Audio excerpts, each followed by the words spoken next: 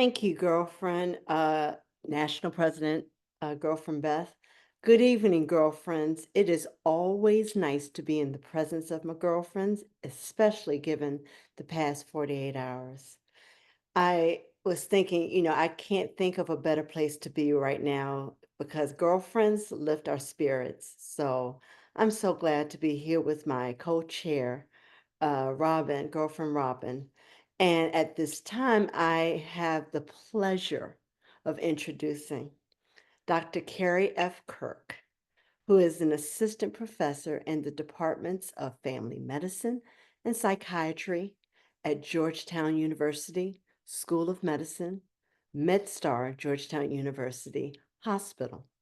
She is the director of behavioral health in the Department of Family Medicine and the Family Medicine Residency Program. She earned her PhD in clinical psychology from the Howard University and completed both her predoctoral internship and health psychology fellowship within the Veterans Affairs VA health system. Her research examines cardiometabolic health behavior change, racism-based stress and health, and social and contextual factors that impact mental and physical health outcomes among Black women and Black athletes. Dr. Kirk is an inaugural fellow in the University of Michigan Integrative Wellbeing and Inequality Institute and is a former fellow in the Leadership and Education Advancement Program through the Minority Fellowship Program at the American Psychological Association.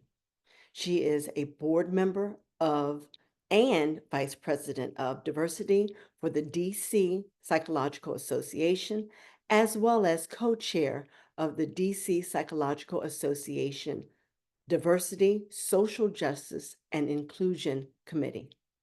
Dr. Kirk's clinical practice, teaching, research, and advocacy are grounded in her commitment to and passion for social justice and health equity. Welcome, Dr. Kirk. Thank you, Dr. Mudra. Good evening, girlfriends. It is just wonderful to see everyone joining the chat. Hopefully, we can all uplift each other this evening and gain some knowledge on how to be stress-free. I have the pleasure of introducing Dr. Nicole LaBeach. She is a renowned master coach, business strategist, speaker, and best-selling author of A Woman's True Purpose, Live Like You Matter. She's the co-CEO of Volition Enterprises Incorporated and Sister Diamonds LLC, empowering individuals to achieve freedom in their businesses, build effective leadership, and cultivate their most meaningful relationships. Known for her impact on Oprah Winfrey Network's Put a Ring on It, Dr. Nicole has also guided critical celebrity, clergy, professional athletes, and Fortune 500 clients like the Coca-Cola Company, Southern Company, Manpower, UCB Pharmaceuticals, News Corporation, and AON, to name a few. With over 2 decades of experience in organizational consulting, executive and relationship coaching, she's inspired audiences on platforms like Good Morning America, the Tamron Hall Show, and the Essence Festival. Dr. Nicole holds a PhD in organizational psychology with a background in ministry and clinical psychology. She is a true champion for personal and professional growth. She resides in Atlanta, Georgia, driven by her faith and commitment to empowering others. Thank you and welcome, Dr. LaBeach. Thank you. It's a delight to be here. So we are going to start our webinar this evening with a very poignant question. How can we navigate feelings of disappointment and grief when life doesn't meet our expectations, and what steps can help us find acceptance and healing? Wow, we are truly surprised by that question with the last 48 hours we've had, right?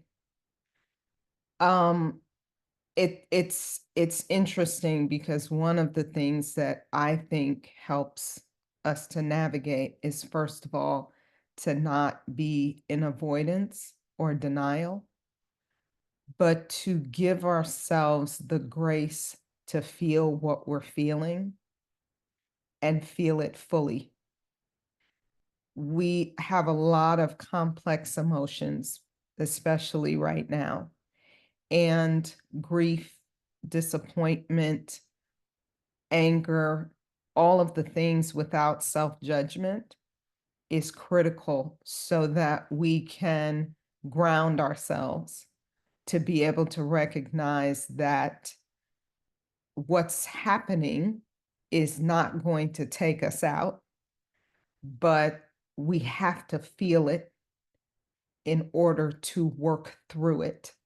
We can't stuff it, because if we stuff it and try to stifle it, it's like a beach ball that you try to drown. And if you've ever done that in the summer, you know that you're exhausted by the time it's over. So, I think acknowledging that pain and acknowledging when the time is going to be up on that, right? Whether that's 48 hours, 24 hours, whatever we need. And then being able to say, now what is my assignment? What does it look like now for me to re-engage with my own personal power to be able to figure out how to move forward? The other thing that I would say is huge for us is community. The more we try to protect ourselves by not being vulnerable with each other and connecting one to another, the harder this journey will be. So if we don't have community, we've got to create community, and we have to create community with intimacy. We can't be all masked up, right? And some of us, because of where we've been, we can wear 15 masks at a time. And we don't realize that the masks are not weightless. They're weighty, but we've worn them for so long that what we tend to not recognize is absolutely the bad things can't get to us, but the good things can't get to us either. So we've got some opportunities here to see each other and keep each other safe and seen, but it's going to be harder to do that if we're not willing to start from a place of acceptance and healing. Thank you, Dr. LaBeach. Thank you. Dr. Kirk, do you have something to add to that? Yeah. Thank you, Dr. LaBeach. I agree with everything you said. And I will add that in addition to feeling the feelings and putting them out or getting them out or externalizing them, so that we don't internalize them and that eats us from the inside. I think that a few things to consider are how, the how and the whys of what's happening for us right now, particularly in the last 48 hours. So, what has made us feel the way we're feeling? What has brought about the grief? And sitting and reflecting on that. Is it because we saw ourselves in that moment and in that opportunity? Is it because we were hopeful for the future? Is it because we were motivated and inspired by someone or something? And when you think about and assess and reflect on the whys of where the grief comes from, that or the disappointment or whatever it may be, it can help you move forward in a way that connects you to not only that community that Dr. LaBeach talked about, but to a new sense of purpose. And so many times when people think about grief or sadness, or the process of grief or sadness when it comes after an event, people think about the stages of grief, which are applicable to some and they're not applicable to others. And sometimes the stages happen, sometimes they don't. If you're not familiar with the stages are denial, anger, bargaining, depression, and acceptance is that last one. But it's not last for everybody. It doesn't happen for everybody, but it's one of the most important ones for us to at least strive to achieve. And if we take things out of the context of that model of the stages of grief, there's another model that I often talk about with people when we are talking about acceptance and we're thinking about what acceptance means for us to move forward with our healing. And an easy way to remember it is the 3 C's. So choosing what it is that we are going to do next. And some of that ties back to what I was saying earlier with regard to what's the why around why you're disappointed and why you may be grieving right now.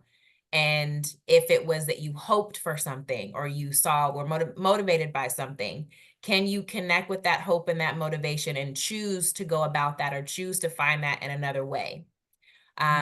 Connecting. So finding community, just like Dr. LaBeach said, connecting with other people, other like-minded individuals. This group is amazing. And it's so wonderful to see you all in here tonight, but this is the very kind of group that helps people navigate through whatever is going on for them to navigate towards healing. And then communicate is the 3rd C. Choose, connect, communicate. So as you're feeling, however it is that you feel, and as you're navigating the various emotions of disappointment or anger or grief or whatever it is, share that with somebody. So Dr. LaBeach also mentioned being vulnerable. Communicating in and of itself is a vulnerable process, because otherwise we could just keep things on the inside and not share and not talk to others and not engage with others. But communicating allows us to join with other people. It allows us to join in sadness, in grief, or in disappointment, but it also allows us to join in hope and motivation and the things that can help us move forward. And so those 3 things are really, really important as we think about moving forward on a healing journey, particularly in the aftermath of something that can be as devastating as what we all experienced 48 hours ago.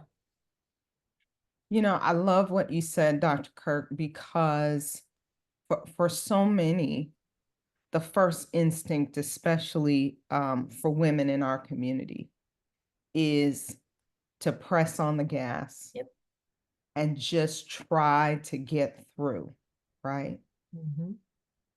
Thinking about rest is like, well, it's foreign, that word, for some of us who were working the polls and on the phones and doing our best to get family members to vote and all of the things that we took on as a community responsibility as Black women. Mm-hmm. And then when what happened, there is sometimes the invitation to do it the way we do many other things. Everything. Mm-hmm. Right?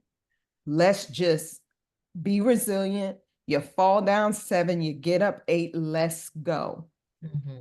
And there are times, too many, where we press override, and the voice that comes from press and override is not, well, that was easy. Right. That's not the voice that comes from pressing override.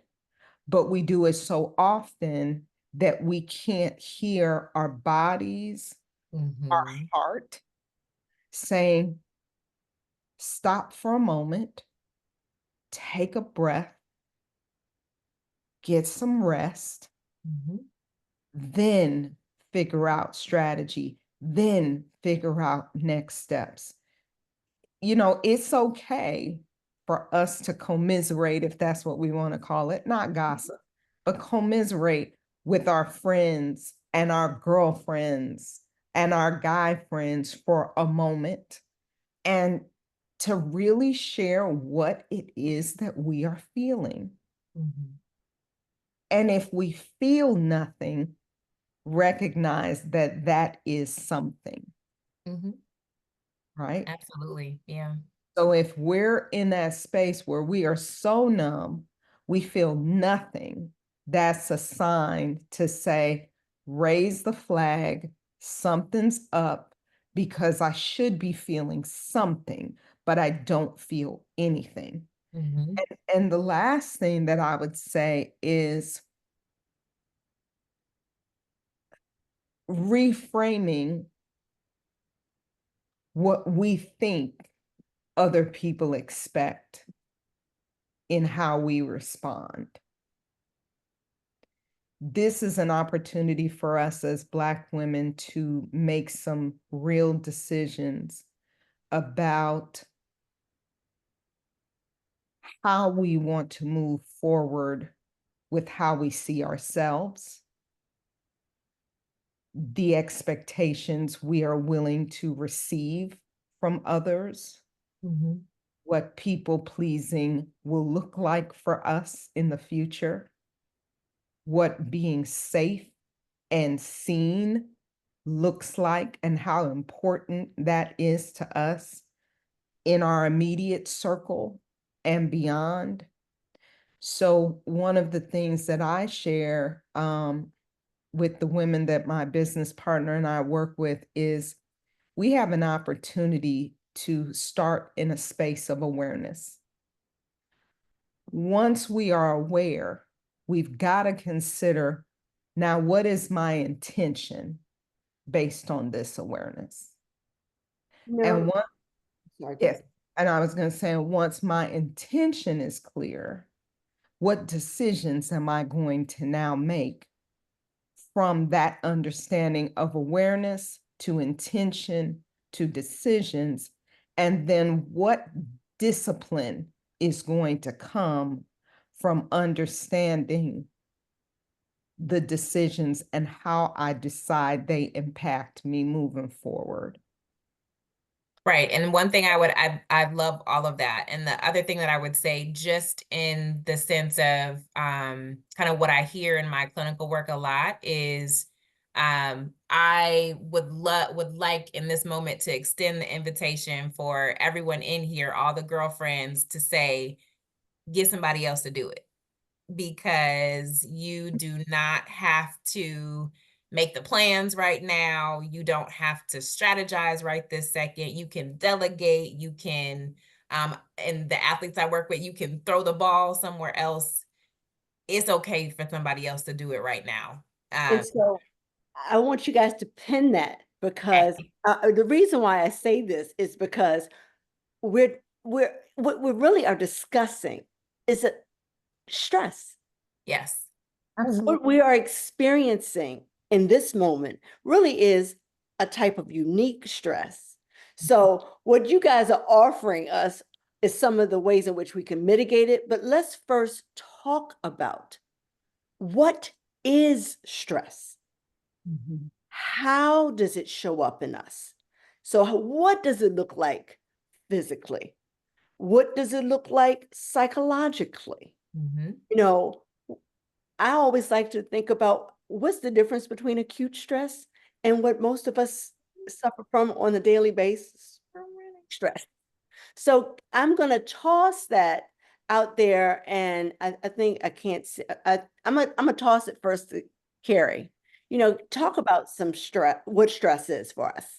Yeah. So stress in general, one of the simplest ways I break it down in my work is that it's a state of mental tension that you might feel physically in your body.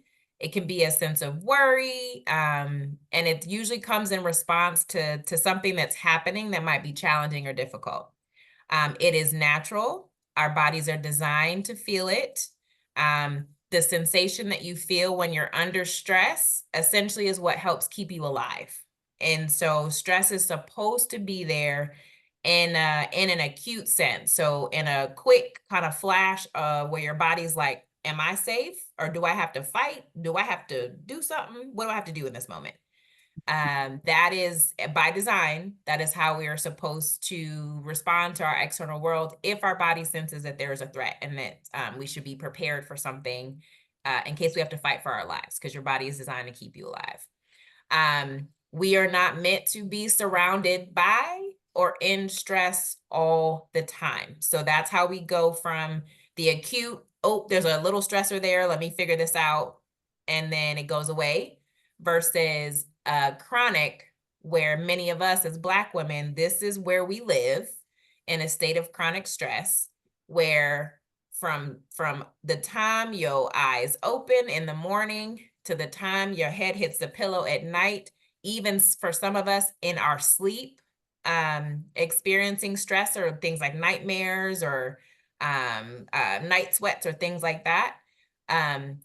Being in that constant state of stress where it doesn't stop, that is chronic stress. So acute, flash, it goes away. Chronic is it's around you all the time in different ways, but it's our bodies aren't meant to withstand that. And at some point, our bodies are going to try to get us back to a state of neutrality, is the kind of the easiest way to put it. Your body wants to be in that neutral state because that's where it restores itself. That's how you fight off sickness. That's how you fight off illness. In that neutral state where your body's just doing what it's supposed to do. Chronic stress disturbs that. So you might feel things like heart palpitations. You might feel muscle twitching. So eye twitching, for a lot of people that get eye twitching, that's a common sign that you might be experiencing some chronic stress. Muscle tension, kind of like across your neck here and there. Just there's a lot of other physical ways that stress shows up. Headaches, chronic headaches or tension headaches is another way that stress can show up as well. Lack of appetite, difficulty falling or staying asleep. Those are some of the ways that stress might show up for many different people. And when we're in a state of chronic stress,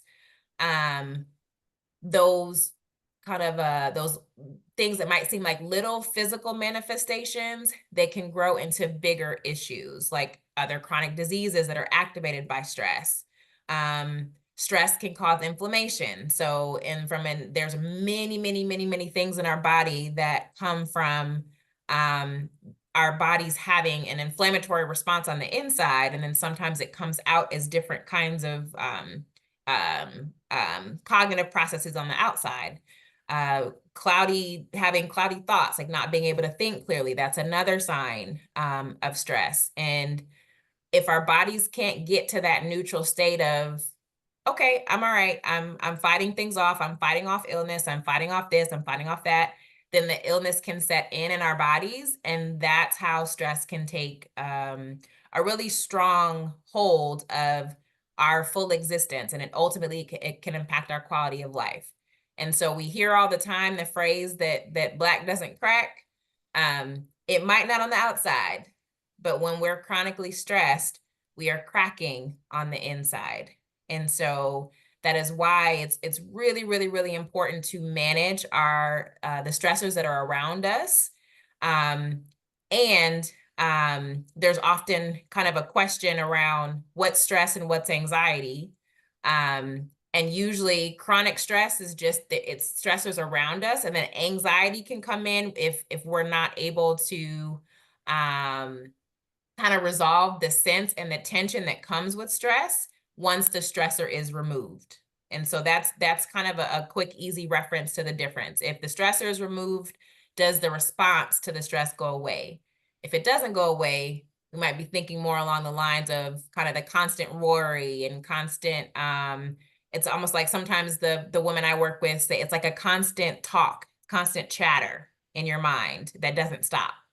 And that might be kind of a sense of giving your body a sense of like, maybe I'm stressed and maybe there's a little bit of anxiety too, but they work hand in hand, and both of them can have longer term health consequences if we're not careful and if we're not managing them appropriately. Thank you, Dr. Kirk. Dr. LaBeach? I love everything that you said, Dr. Kirk, everything. And I want to go back to something that you said previously when you said we don't have to do everything and we should delegate, because one of the things that I see is because as Black women, many of us look at stress as the baseline to breathing. That's just what it is. We don't tend to understand that that is in part what gets us on all the bad lists. The hypertension, the cardiovascular disease, the depression, the impaired memory, the challenge with focusing, the challenge with decision making, my mind doesn't stop. When I hit the pillow, my mind is still racing, the constant uncontrollable thoughts, all of the things that put us in positions where we are a challenge to ourselves and then a challenge to the people and the things that matter most to us. We often see as Black women, it just is what it is. And I love conversations like this because that is not true. Part of what creates the stress relationships that we have is our relationship with boundaries. Many of us were not taught how to have them. They were not affirmed. They were not seen as responsible to care for ourselves. So proverbially, what we say is boundaries are a guide. They're not walls.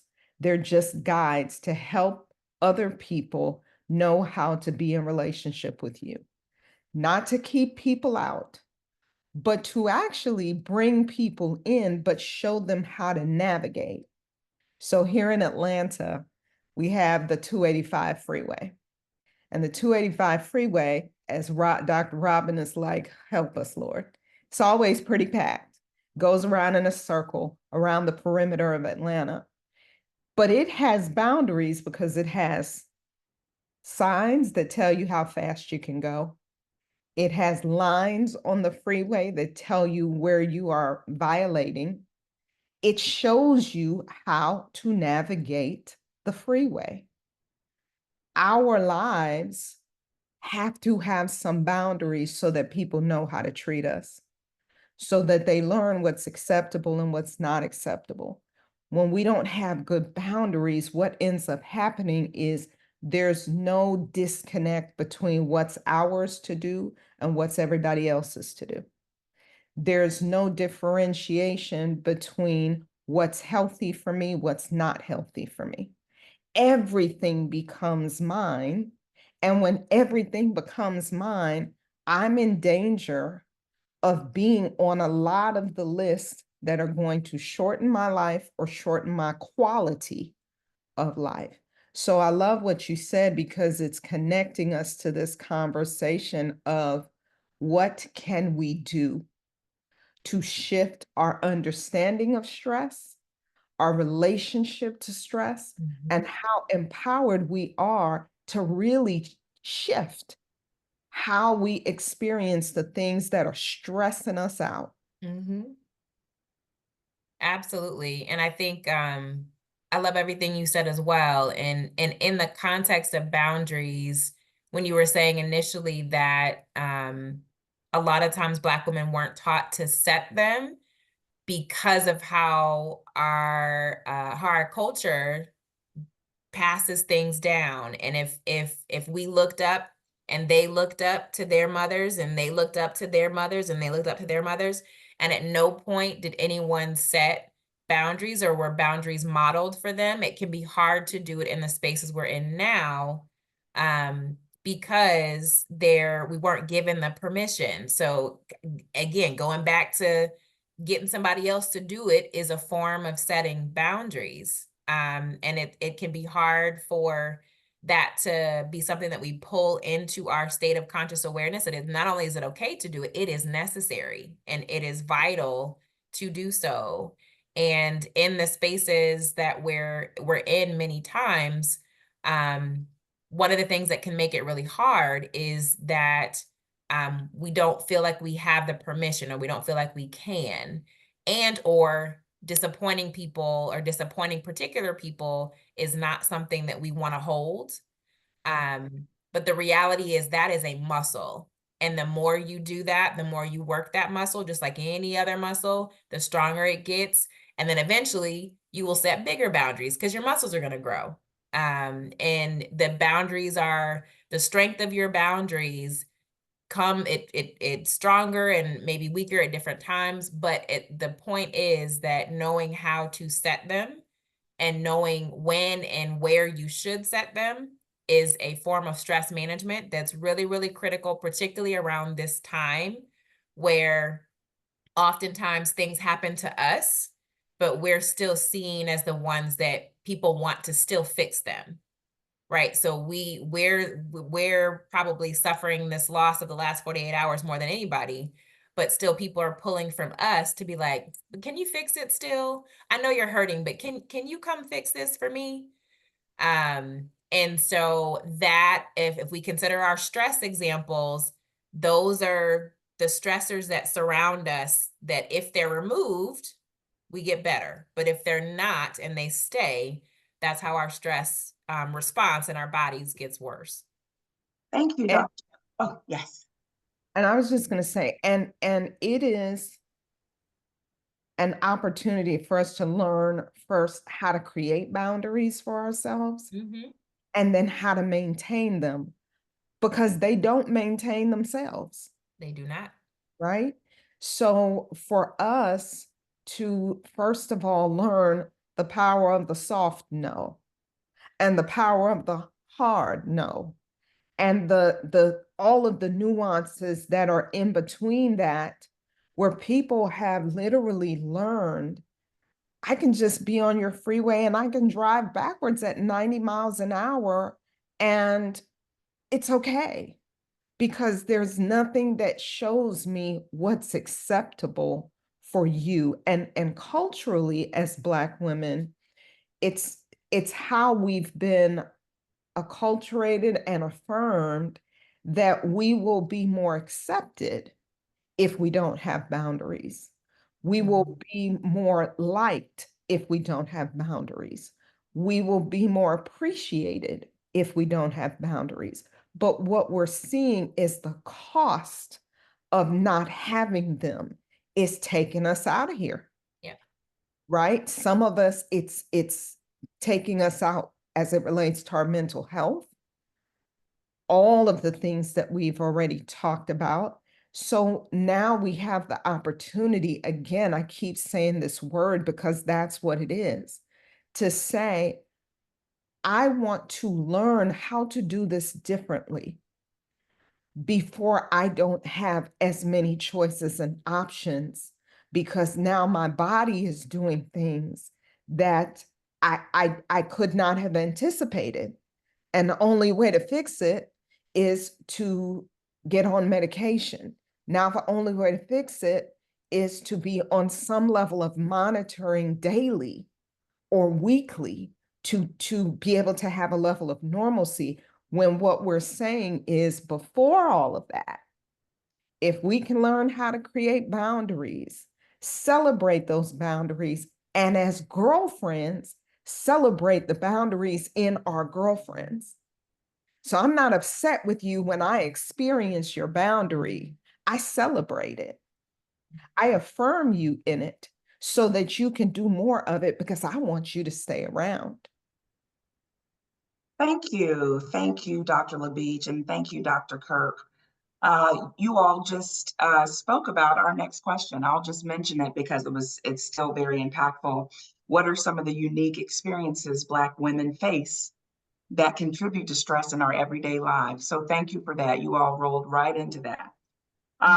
What we also wanted to discuss is, how do you address the stigma around mental illness within the Black community, especially with Black women, because we have to be superwoman all the time, like you all just discussed. And also, what therapeutic approaches can we use as Black women to de-stress and to practice self-care. Mm. Those are two, for me, pretty big and Big. compounding questions. So I think maybe we can start with maybe separating them a little bit. You know, one of the things for us that the last 48 hours has really highlighted is how much we are experiencing the intersectionality of race and gender as Black women, between underrepresentation in different spaces, discrimination in other spaces, microaggressions. It's a lot of things that are coming together and compounding how we're feeling. The stigma in our community has to be combated by normalizing the conversations around what works. There are things that work that are not passed down generationally, because many of the generations before us did not know, and they didn't have the opportunity to utilize what we now have. So for many of us, having the open conversations, the judge-free discussions about what are you feeling, what doesn't feel right, without shame and isolation, is critical for us. And not looking to, again, the generations before us for all of the answers on how to deal with what we're dealing with now. Give honor and respect where it is due. But there are some things that we are dealing with now between social media, what's happening in the corporate landscape, all of the things, what's happening between gender, what's happening as many of us are striving professionally, what that looks like as it relates to distress, that we've got to be willing to give ourselves permission to say, what's out here that can help me? Mhm. What something can help me? What's out here that can help me? Who can help me? How can that help? And not pull everything into a religious context that's going to make us afraid to get what we need to be in a healthier space. So what am I talking about with that? I'm talking about therapy. I'm talking about coaching. I'm talking about support groups. I'm talking about cognitive behavioral therapy. I'm talking about meditation. I'm talking about things that may traditionally not have been a part of our lexicon. Our mothers, my mother is Caribbean. If I say meditation, literally, as an 83-year-old, strong, wonderful, splendid Black woman who is an entrepreneur, she's like, what's that? I don't know what that is. And she means that with great kindness. But if I'm like, Mom, you know, you really should use the Calm app. She doesn't text. She doesn't use apps. But it's for me to be able to say, that may not be what was the remedy for her, but thank God, I've got some things now that without stigma or permission, I am going to do what I can to heal myself and to share with other girlfriends. This is what I tried. What are you trying? Mhm. This is what's working for me. What's working for you? Oh, you're not trying anything? Here, why don't you try this app?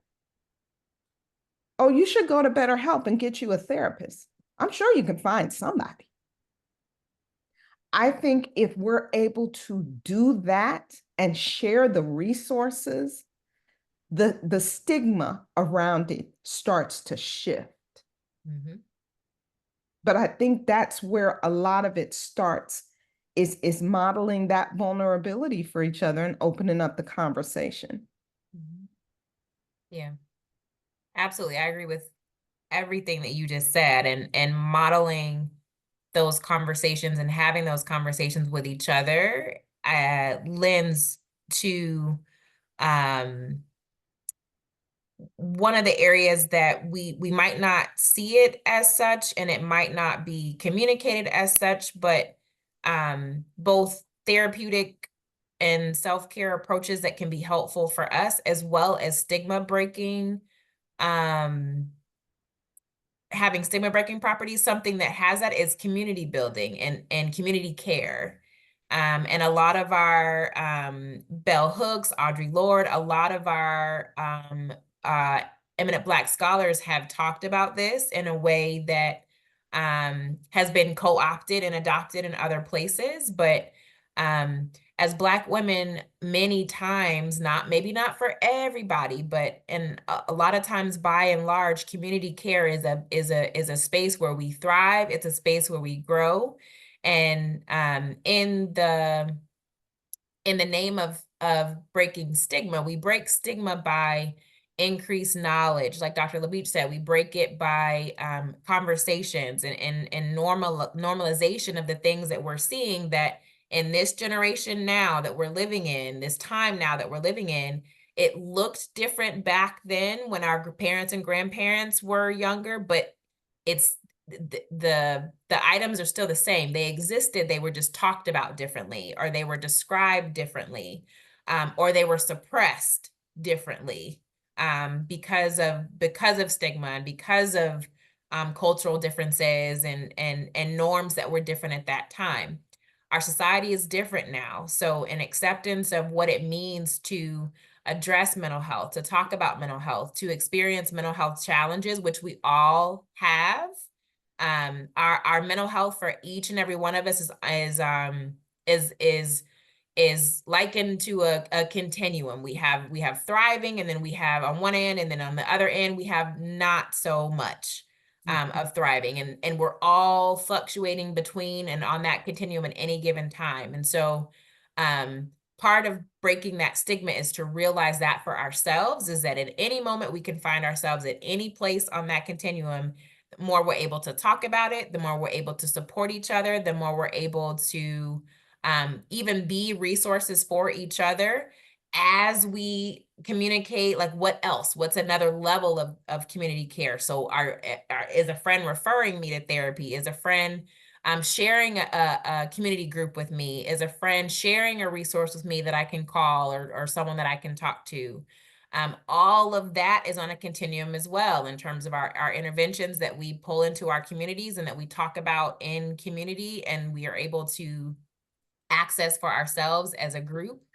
I think that Black women do that better than anybody else in a lot of different places and spaces. And as long as we're able to continue having those discussions, and see different things that you might not have heard or experienced or talked about when you were younger, but as you get more exposure to them and hear about different Black women's experiences with mental health challenges or with stress challenges, and figure out, like you were saying, what did you do? I did this worked for me, but what did you do? And getting more exposure to even different things that people have done, and just trying different things, and not being ashamed or not being deterred from trying different things because of whatever the latest craze or social media or whatever is talked about online that is deterring us away from accessing that care and being in community with each other. And in terms of some of the self-care practices, there are a number of different things. And one thing I always go to is movement. So moving our bodies, getting our heart rate up, getting outside, getting in nature, being in the sunlight. There's a excuse me, there's something I talk about clinically a lot of times, is there's a find your soul menu, and find what goes on that soul menu. And Is that walking in the sunlight for you? Is that cooking a good meal or going to a good restaurant? Is that having a good chat with a girlfriend, among girlfriends, as we're here tonight? What is on that soul menu for you? And then what it's doing is it's increasing those feel-good hormones, or feel-good chemicals that are in our bodies that ultimately do make us feel better. And so as we're navigating these different spaces and community building and all these other things, having that soul menu handy for you, and what's on it. Is the calm app on it? Are there YouTube links or YouTube series where people are doing guided meditations or things like that, or deep breathing exercises? Are some of those on your soul menu? Having that kind of thing in your back pocket can also be really transformative as you're navigating spaces that are uncertain. And for all of us, that can be different. But again, I love the idea of checking in with each other, like what works for you and what works for you, and then getting other things in your back pocket to navigate, to go forward with. Thank you, Dr. Kirk. Oh, sorry. Oh, okay. I was going to say we were going to fill some questions from the chat. And so, okay, go ahead, girlfriend Rob. Yes, so our first question from our chat is from girlfriend Karen Holmes. Can you all speak more about managing stress or microaggressions in the workplace following the events of this week? Can we? Yeah. Yes, we can. Yes, we can. Yes, we can. Yes, we can. Boundaries are important. Thank you to the Girlfriend Organization for giving us the opportunity to share with the group our little black book on boundaries, to help you see how to create them in workplaces and create them at home, even from a standpoint of self-management. How much information you are taking in about what happened in the last 48 hours is a boundary. If you are scrolling all day, if you are pulling in all kinds of information, if you don't have the boundary that's going to keep you safe, you're going to experience more challenges. And that's the same thing at work. There are certain conversations that need not be had. There are certain interactions that, if you have a good boundary, not only will they not be attracted to you, but you will know how to divert them away from you. Mm-hmm. Let me say that differently. Because so many people look at us and say, oh, you'll be all right. And because so many people see us as women who, as Dr. Kirk said, we should be taking care of you, though we are the ones that are bleeding and hurting.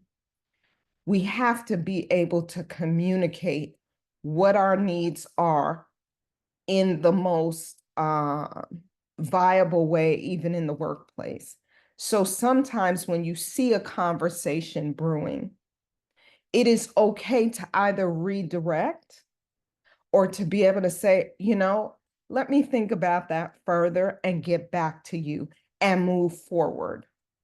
The more you allow yourself to get pulled in when you are bleeding, the more you bleed. But we first have to be able to recognize what is hurting and what the areas are that are tender, to be able to then care for ourselves in ways that also let people know you can't drive backwards on this one-way street. So in the workplace, I know that it is difficult. We coach a lot of women in industry, is how we say it. And it's very challenging, the microaggressions and the things that we experience. but there are ways around it. First off, if you can identify it and not move to rage as your first option. If you feel the rage on the inside and you have no place to put it, energy that is not transferred becomes mass. So a lot of things that we experience is because we're not releasing that energy anywhere. And a lot of times it starts at work because we spend so much time there, but we just take it into the next day and into the next day and into the next day. So one thing that I would say is when you come home, empty the bucket, like empty it all the way out. Get all that trash out however you need to. Talk to a friend, talk to a loved one, get it out of your body so that when you get to the next day, you have a new opportunity with a new start. The more you collect it, it becomes like a slop jar from back in the day. You're just collecting stuff that becomes toxic for your insides because we can't change them. We've got to navigate safety for us. Yeah, I completely agree. And the release of that energy is really, really important. This goes back to our very first kickoff of the discussion of what do we do or how do we manage our stress? If we're not getting it out and it stays inside, that's what eats away at us from the inside. In my work outside of Georgetown with women who are high achieving of various different fields, just many of the people in this room, many of the girlfriends in this room, one of the things we talk about a lot is the fact that you know your coworkers better than you think you do. And you know what buttons they will try to push. And many times you know what things to watch out for. But sometimes it's still that idea that it shouldn't happen to us, or they shouldn't do these things to us, or they shouldn't say these things to us. That idea that we hold sometimes can be something that causes a lot more stress on the back end because we know them, we know what they're going to do, we kind of know how they navigate, and then it's harder to respond to the situations in the moment because we have a sense of, well, I shouldn't have to right now. And that is very true. And that's very valid. But coworkers are going to try you, and you know which ones will, and you know which ones to kind of avoid or navigate away from. Something that can be helpful sometimes is if you, in your workspace, you know the things that happen outside of the last 48 hours, outside of the magnitude of the last 48 hours. You know certain things that push your buttons on the job. It might be a who, it might be a what, it might be a when or a how, but you know what things cause that rise in your spirit that is uncomfortable. If you were to sit and think about that in the context of this week and write a few of those things down and have a list of, now I know when I see Joe Schmo walking up this hallway, he gonna say something to me. Maybe that goes on the list. And so from that, if that's number one on the list, having some kind of plan or approach to, if Joe Schmo says something to you, how you will respond to him that doesn't require fists. And then go down to the next thing. Well, I know that when I see this particular coworker, she tends to ask me these questions, or she tends to do these kind of things when there's a crisis. Have some kind of a plan to how to approach that situation.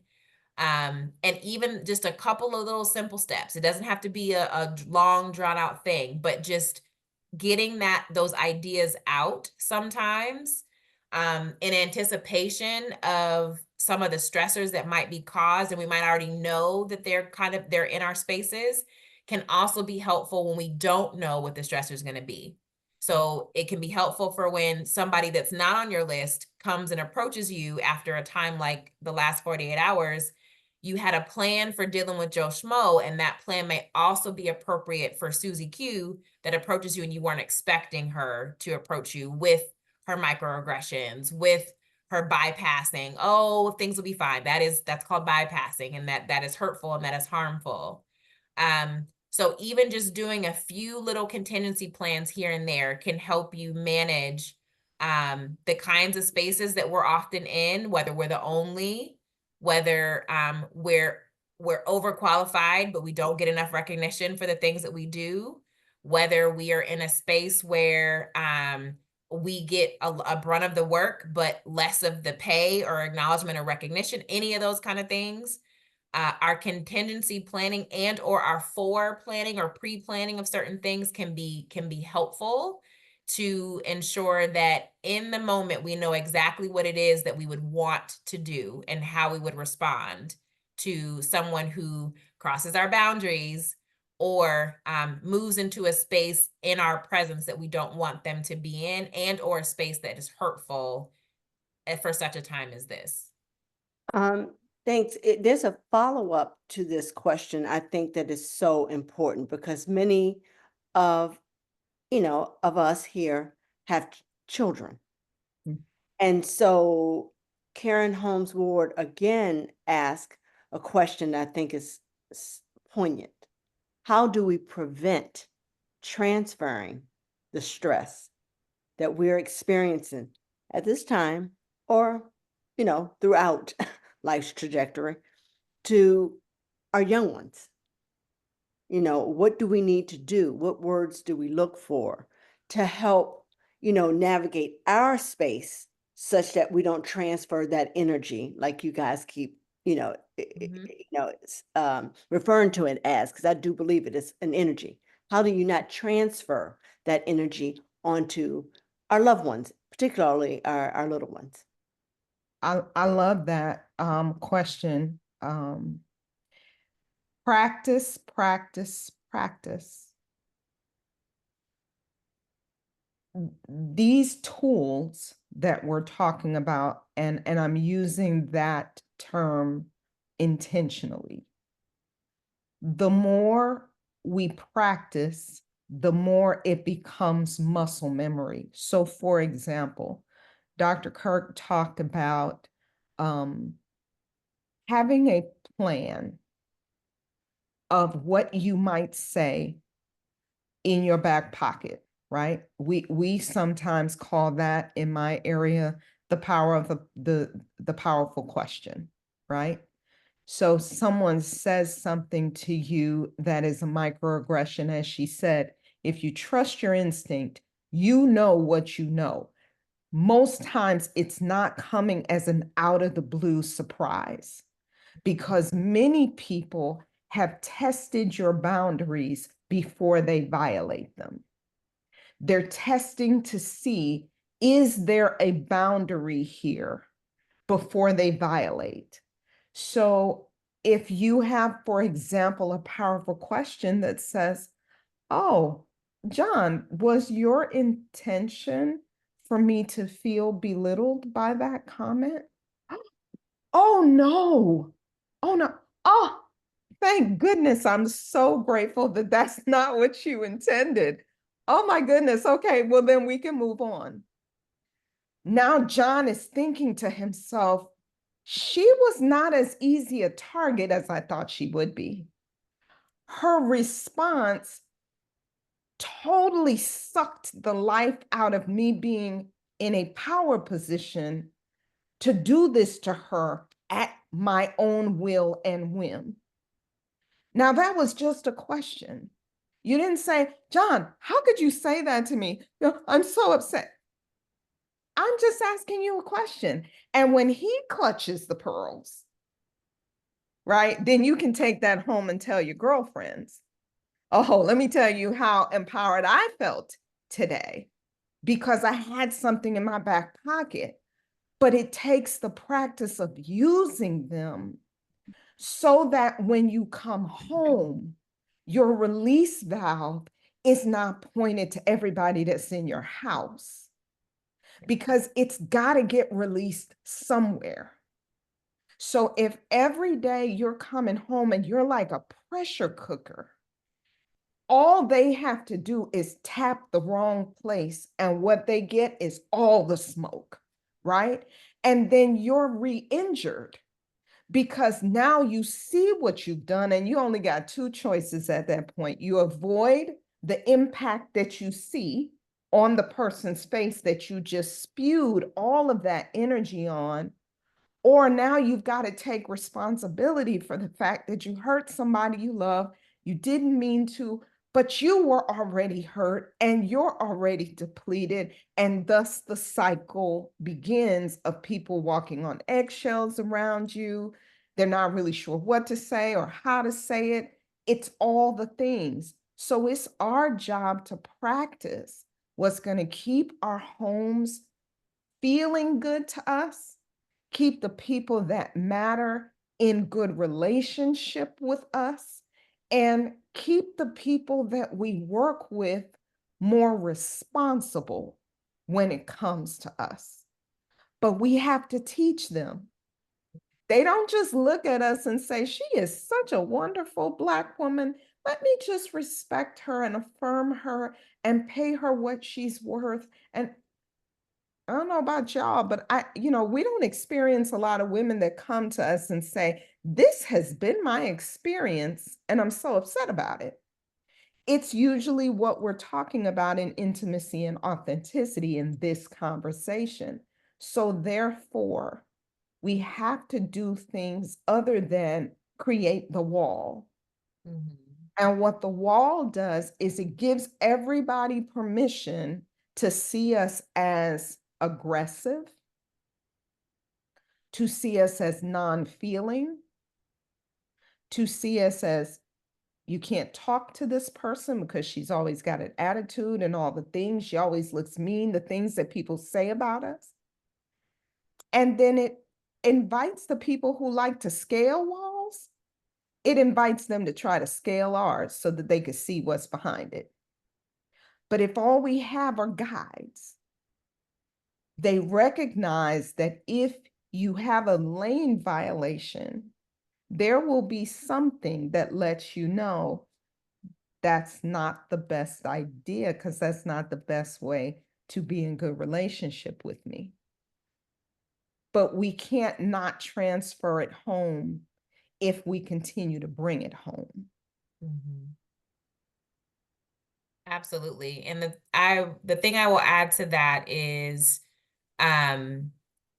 in trying our best not to bring things home that would be harmful to our families and harmful to our children.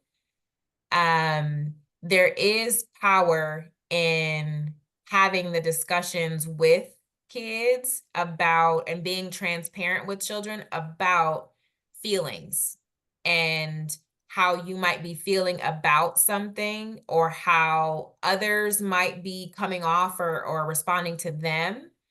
And the transparency from parent to child or caregiver to child oftentimes can be helpful with the child developing their own voice and their own internal voice and how they respond to stressful situations in the future. And so if you're able to have a conversation with your child and simply say, mom is really stressed right now, and here are some things that I'm doing to manage that, and have an open line communication about what is happening for you and modeling that for your children. So we were talking earlier about modeling vulnerability for each other as girlfriends. The same kind of model can be used in parent-child relationships or whatever kind of caregiving role you might be in, whether you're an auntie, a godmother, a auntie not by blood, but still in someone's life as a valuable source of mentorship and aspiration. Modeling for them, what does it look like to navigate these kind of stressful situations? Because sometimes when we don't have those conversations with our children, we end up back at the example we talked about earlier, where boundaries and modeling of boundaries was not set for us. So a lot of times we don't know how to do that. So when we talk about stress with our kids, what it looks like in me as their parent, so they can look up and be like, oh, I know when mom is stressed. I know what this is. I talked to my mom, or I talked to my dad about this, or I talked to someone who I love, who I admire, about what stress looks like. And this is how they said that they handle it. I'm going to try it this way. And even if they pick up something from a friend or somewhere else that is not exactly what you talked about with them, at least you started the conversation on, I'm stressed right now. This is what I'm doing to handle it. And you can be as open as possible as, and I can't protect you from everything. I can't protect you from all the stressors of this world, but I will try my best to ensure that you are protected from certain kinds of stress, and or if certain kinds of stress come your way, let's talk about them, and let's talk about a strategy, and let's talk about a way that we can get through it together. And so that your child knows that they're never alone, that they see you as a model of responding to stress, and they can look to you or look to other people that are also have a healthy form of communication or healthy way of communicating with them, so that they can see and model themselves after what it is that you do. So your actions are important, and so are your words. So I see the second part of the question. Do we just try to look for the words? Your words and your actions matter in this sense. So how are you modeling your stress response? So if you are coming home and yelling and producing an eggshell environment because the energy is not being released somewhere else that's not harmful, that is also being modeled for your children. And that is also something that they might pull forward in their own ways of managing their stress. Whereas if there's a conversation or a release somewhere else, and then a conversation can be had around how you manage your stress, what you're doing, that you're not perfect and that you're trying your best. All of those points of communication are really important for kids to see, so that they can grow up with a strong internal sense of self, and have regulated stress management skills. They can have emotion regulation skills. They can have conflict resolution skills. They get all of that from you and from their closest caregivers. And as long as we're able to model that appropriate for them, and full transparency that life can be very stressful, and that we may not be able to protect them from all the things. It's kind of the humility aspect. We may not be able to protect from everything, but what we can, we will try. They will begin to see that as their own truth.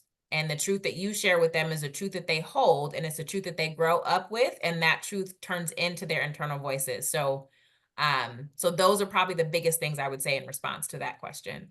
Thank you. Thank you. One second. Yes, Dr. LaBeach. Let me add something to that. Thank you, Dr. Kirk. You made me think of often we have feelings that we don't have names for. When we work with some clients and we say, look at this feeling wheel. And some of you are like, a feeling wheel, what is that? It's okay to look it up so that you can see, oh my goodness, there's so many other feelings than anger. That is but one of many. And often when we can't name our feelings, we can't express to our children what they're feeling because they don't have the language. And for many of us as Black women, we can be accomplished and all the things, but we may not have all the language to say, wow, I thought it was anger, but really it's this. It's disappointment. I understand it's masking itself as anger, but really what's under it is this. So being able to sit down with our children, and as we're learning and practicing, thank you so much for putting that link in the chat, Dr. Robin, a little while ago, because being able to go into a book of boundaries and then say, what from this do my sons and daughters need to know? So that they recognize I'm learning it and I'm giving them permission to experience things that are going to keep them healthy. Journaling for us is very powerful, but it's challenging to journal if we can't really capture what we're feeling. So there's a lot of this that with practice, we get to do some of the things that both Dr. Kirk and I are talking about, and you'll be surprised as your muscle gets stronger, you get to do it without thinking about it. You just get to know intuitively, here's what I need, and here's how I'm going to handle this. And part of what I'm going to do is before I even go into the house, I'm just going to take 15 minutes in this car. I'm just going to take 15 minutes. I'm going to listen to something that makes me laugh. I'm going to listen to something that calms me down. I'm going to have a release for myself. Then I'm going to interact with everybody else. The last thing that I'll say is we don't have enough fun. A lot of what we're saying is so critical, but we don't have enough fun. And the simple things that we used to give ourselves permission to do, we don't.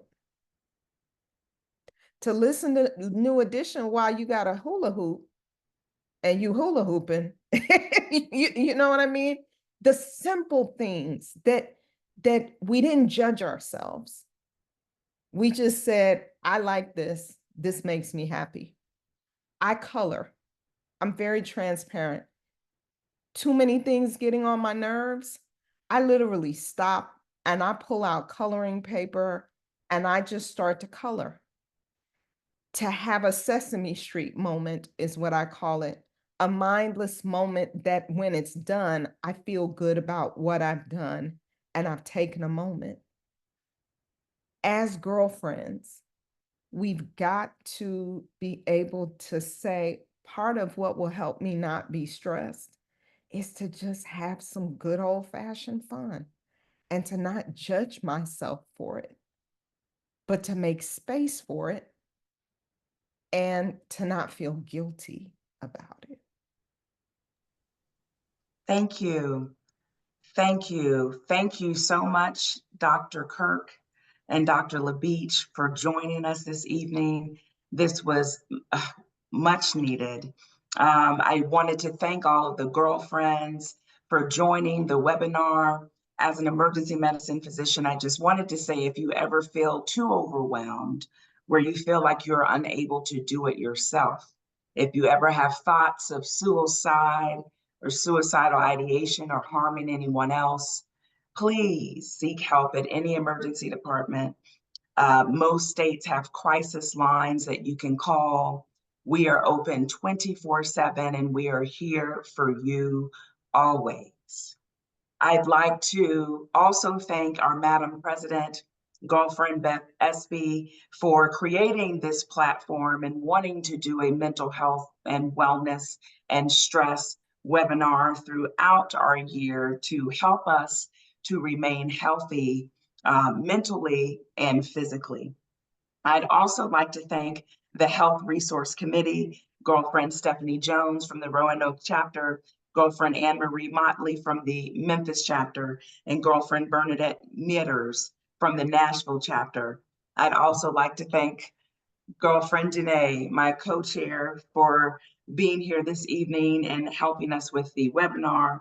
And lastly, from the Health Resource Committee and the Girlfriends Incorporated, we'd like to thank you all for joining us this evening to share the knowledge of relieving stress and mental health. We'd like to thank Dr. Carrie Kirk and Dr. Nicole LaBeach again, and we hope that everyone stays safe, healthy, and stress-free. Have a great evening, and thank you for joining us.